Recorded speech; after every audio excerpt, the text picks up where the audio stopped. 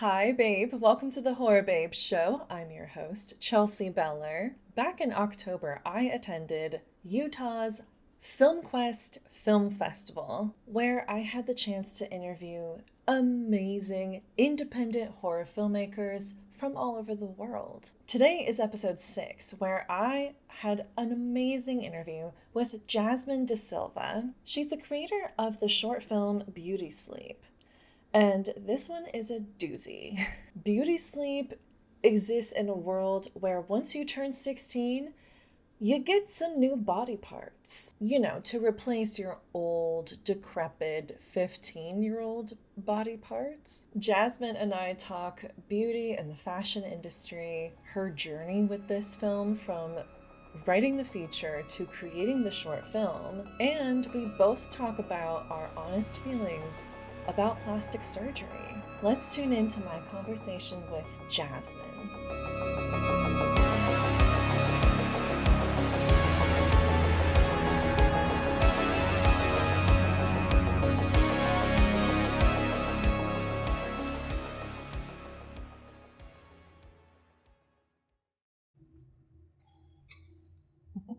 Hi, babe. Welcome to the Horror Babe Show at FilmQuest. We're here today with Jasmine De Silva. Hi, Jasmine. Hi. Jasmine created a short film called Beauty Sleep. And just based on the little tidbit that I saw of it, it is wild. It's definitely giving like the substance in a way. So let's talk about that. Why don't you talk a little bit about yourself and about Beauty Sleep? Yeah, sure. So thanks for having me. Of course. So I have like a photography background, and that's kind of where Beauty Sleep all started from a few years ago. Yeah.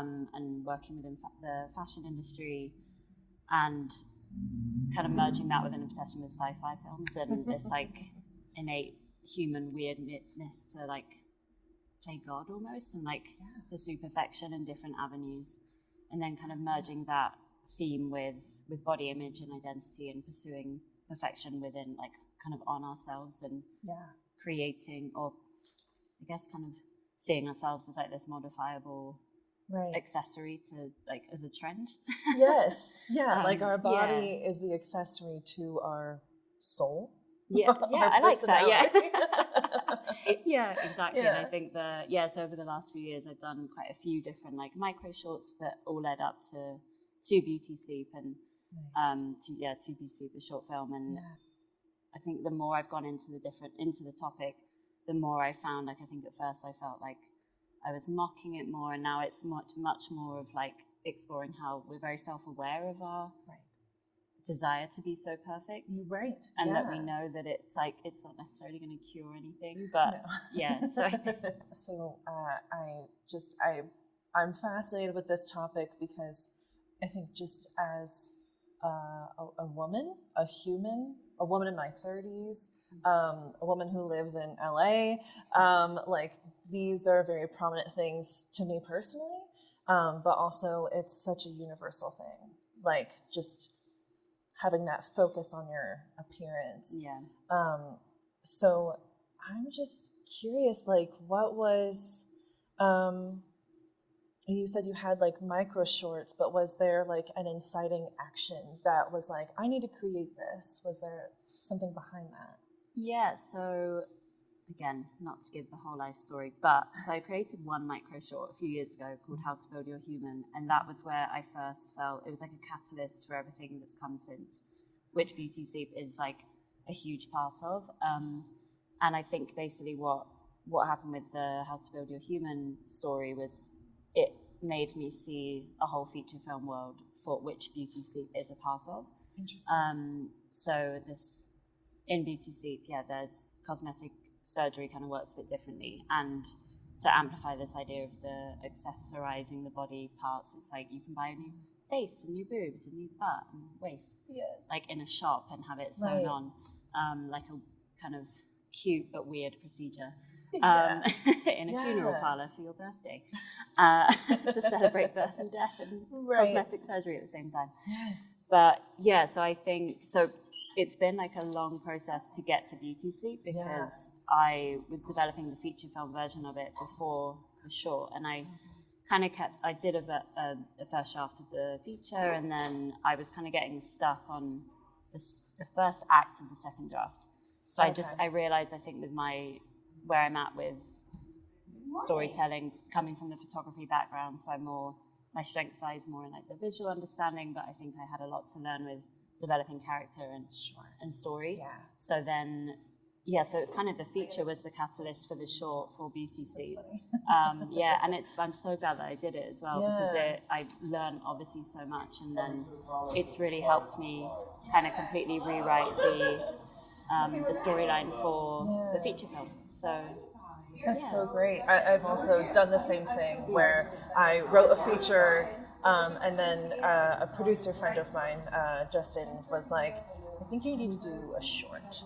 And I was like, short? Like, it was just so like, how do I do that? Like, I wrote an entire feature, but I was like, how do I write a short? It's harder sometimes. It is, yes, because especially as a writer, like, you things become very precious, and you don't want to take anything out because it's like, no, that would be my baby. Like, this is my baby, and you're taking off the arm. You know. But you mentioned how you like pick up breasts and buttocks and everything like from a store. Is that how it works in the short? And like, where did you come up with that idea? So the short it's slightly more contained than that. So we don't like go to any shops. It's all contained to a funeral parlor that is giving. That's right. Yes, yeah. So it's giving the like Sleeping Beauty style makeovers to teenagers for their sweet 16. So they get like these new body parts sewn on. So in the short, it's just that they're like in the funeral parlor already. The body parts are prepped by the mortician, and she's the main character. And so she basically like doesn't understand why all these girls want to look the same, and she's kind of fed up with being micromanaged and her creativity being squished. And Did I answer that question? I can't remember. So if I miss some of it, I get talking and then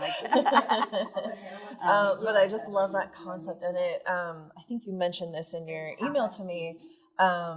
It reminds me of those Sweet 16 MTV shows where, if you're not aware, it was this reality TV show on MTV where these very affluent families would throw these huge, like ridiculously huge birthday parties for their 16-year-olds, and you just get to witness how good they have it, and also how they take it for granted. And it kind of feels like this has like a similar vibe. Like these 16-year-olds are just being given these things. Is this like a normal thing for everyone in the film?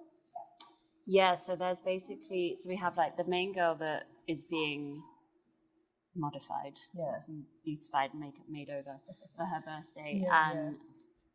The kind of weird thing with that character is that she is like quite literally an object in the film. She never speaks, never wakes up. And we always it's like such a side story, but we always kept like, forget she's like lying on this embalming table, and we'd be like, oh my God, we've left her there. She'd like fallen asleep at one point. And then there's these other teenage characters, there's 3 of them, and like there's a scene where they're kind of in like a waiting room and they're listening to the infomercial and the information about the makeover and what the process is. So, and they all like, it was quite important that they all like looked completely different and like from each other, and so that they had that quite like innocent, like nothing like changed yet about them, like they just are who they are, and like wanted that kind of that reminder of like the innocence of how young like teenagers are actually, and that they're like experiencing this pressure early before you're even really able to analyze it. Yes. Because I think, you know, I'm like you said, now I'm in my 30s, and like I'm making this work, and it's been my own way to analyze what I think I felt as a teenager and a kid. Yes. So it's kind of bringing that innocence into it, because I think at the time you think you're so much older, and you want to be older as well. You want to be like living that kind of adult free life. Yeah. And then when you look back on it, you're like, oh my God, I was a baby. Yes. And I hated, you know, you're like, I hated the way I looked and all these things. I look back and like, just wish I could tell myself, like, you're fine. Yeah. Don't worry. You're a child. Yeah. Like, you're going to grow up and you're going to be even more beautiful because you're growing up. Like, that's the whole idea of it. Like, I think age is beauty, you know? So I'm just curious, what is your personal thoughts on, like, doing those types of procedures to yourself or to other people? Like, do you have thoughts on, like, Botox and stuff like that?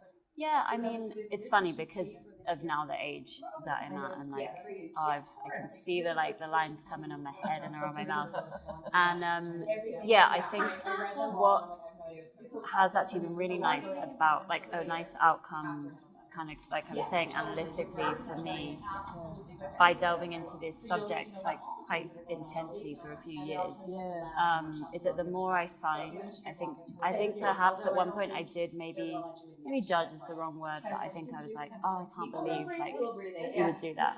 Right. Even though when I was younger, I wanted to get like boob job and everything, you know, and I wanted to like push my jaw back and all these things. So I don't think I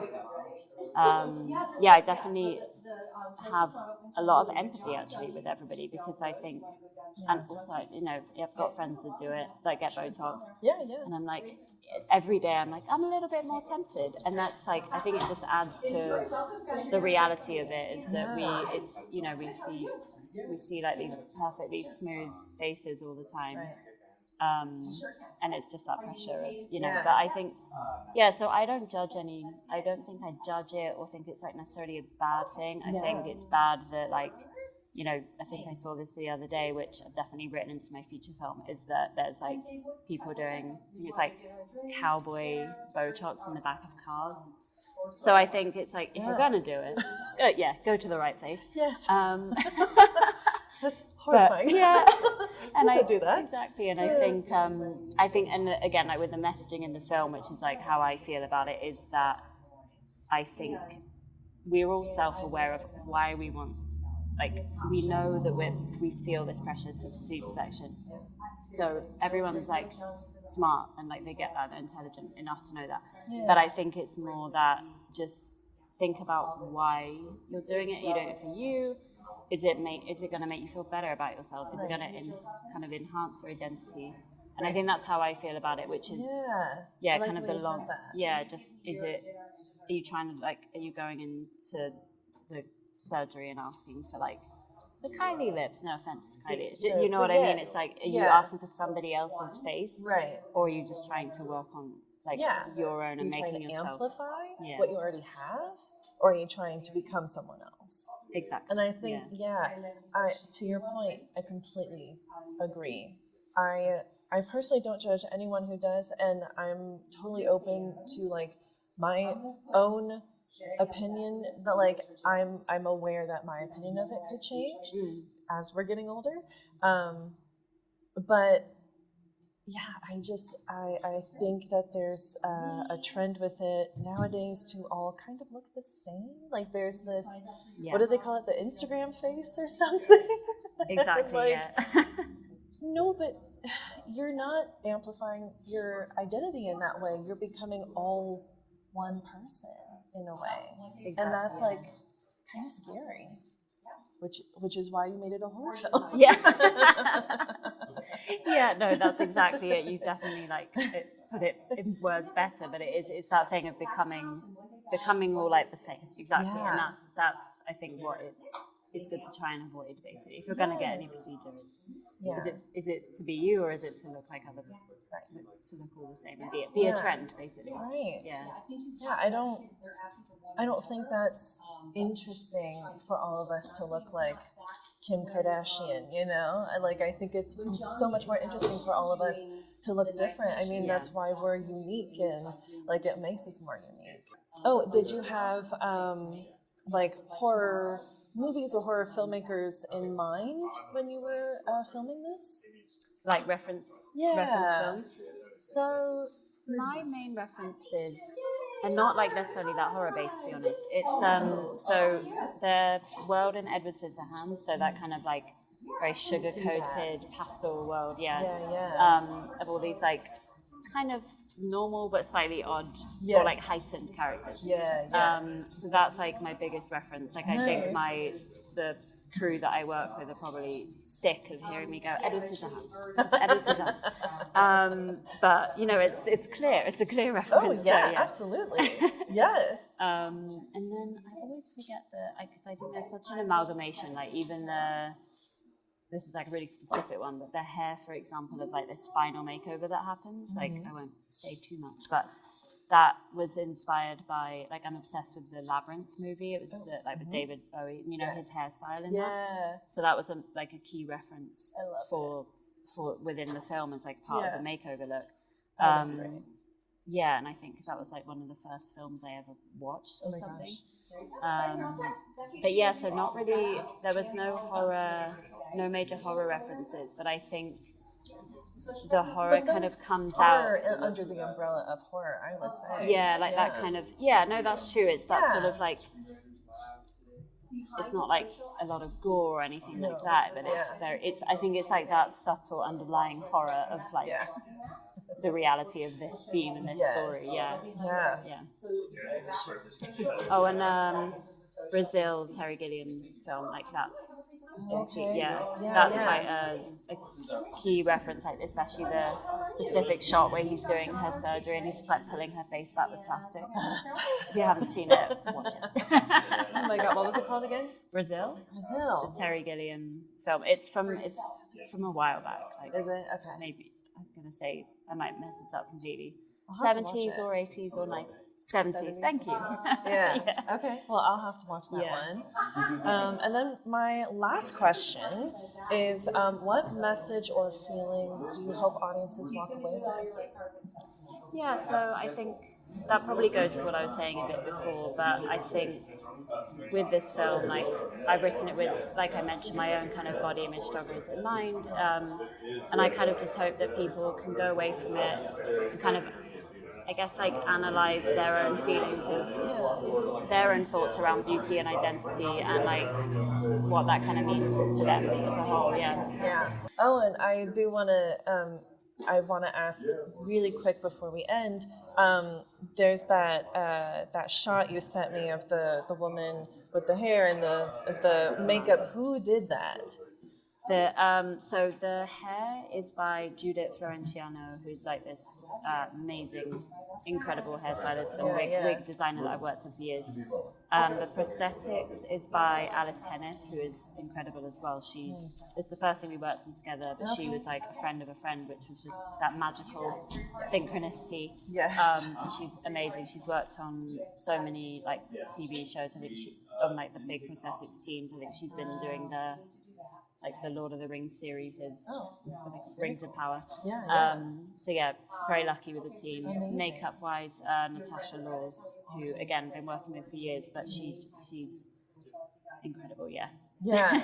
Just that shot you sent me. I think when you initially emailed me and I saw that shot, I was like, yep, you're booked. Like, I need to know what this is about. This is so crazy.